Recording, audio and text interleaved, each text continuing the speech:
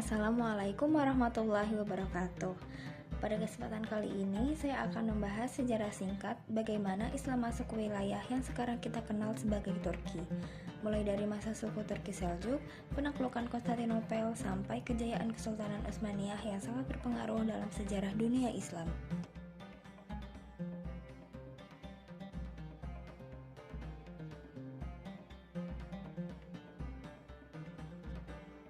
Wilayah Turki dahulunya dikenal dengan nama Anatolia, yang dulunya merupakan bagian penting dari Kekaisaran Bizantium, yaitu Kekaisaran Kristen Ortodoks yang berpusat di Konstantinopel.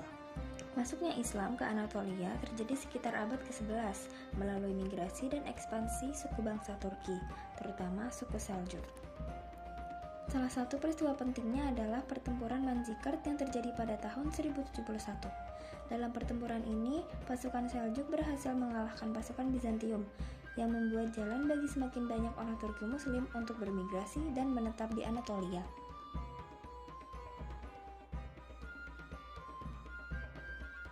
Setelah kemenangan di Manzikert, Kesultanan Seljuk mendirikan kekuasaan di Anatolia. Mereka membangun kota-kota baru, masjid, madrasah, dan pusat-pusat peradaban Islam. Salah satu peninggalan terkenal adalah Masjid Al-Aidin di Konya, yang menjadi pusat pemerintahan dan keagamaan pada masa itu. Di masa Seljuk inilah budaya Turki dan Islam mulai berpadu dengan kebudayaan lokal Bizantium, sehingga membentuk ciri khas Turki Islam yang unik hingga sekarang.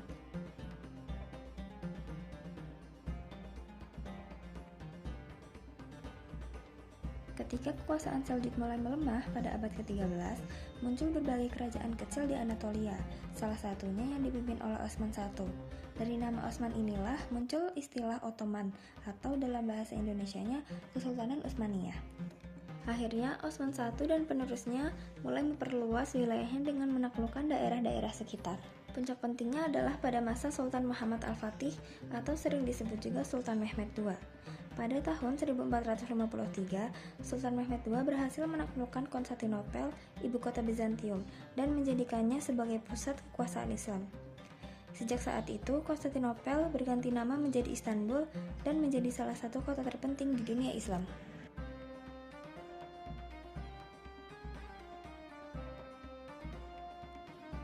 Setelah penaklukan Konstantinopel, Kesultanan Utsmaniyah berkembang pesat dan menjadi salah satu kekhalifahan Islam terbesar dalam sejarah. Wilayahnya meluas mencakup Asia Barat, Afrika Utara, dan bahkan sebagian Eropa Tenggara. Pada masa pemerintahan Sultan Sulaiman Al-Qanuni, atau dikenal juga sebagai Sulaiman the Magnificent, Utsmaniyah mencapai puncak kejayaannya baik dalam bidang militer, hukum, seni maupun budaya. Banyak bangunan megah yang dibangun pada masa ini, seperti Masjid Biru atau Sultan Ahmed Mosque, Istana Topkapi, dan Hagia Sophia yang sekarang dialihfungsikan menjadi masjid. Peninggalan-peninggalan ini hingga sekarang masih menjadi daya tarik wisatawan dari seluruh dunia dan menjadi simbol warisan peradaban Islam di Turki.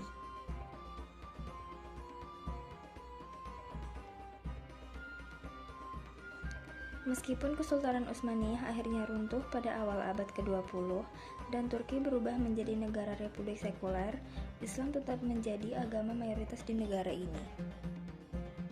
Hingga kini, tradisi-tradisi Islam seperti perayaan Ramadan, sholat berjamaah di masjid-masjid bersejarah, dan berbagai festival keagamaan masih terjaga dengan baik. Istanbul sebagai pusat peradaban Islam masa lalu kini sudah menjadi kota yang memadukan sejarah Islam dengan modernitas. Wisatawan dari berbagai negara juga kerap datang untuk melihat kemegahan Hagia Sophia, Masjid Biru, dan bangunan-bangunan peninggalan Utsmaniyah yang lainnya. Dari sejarah masuknya Islam di Turki, kita bisa melihat bagaimana suku bangsa Turki membawa pengaruh besar bagi penyebaran agama Islam di Anatolia, seperti membangun pusat-pusat peradaban baru hingga mendirikan Kesultanan Utsmaniyah yang pernah menjadi salah satu kekhalifahan Islam terbesar di dunia. Warisan peradaban Islam dari masa Seljuk dan Utsmaniyah masih dapat kita lihat hingga hari ini di berbagai bangunan bersejarah dan tradisi masyarakat Turki modern. Hal ini menunjukkan betapa kuatnya pengaruh Islam dalam membentuk identitas budaya dan sejarah Turki.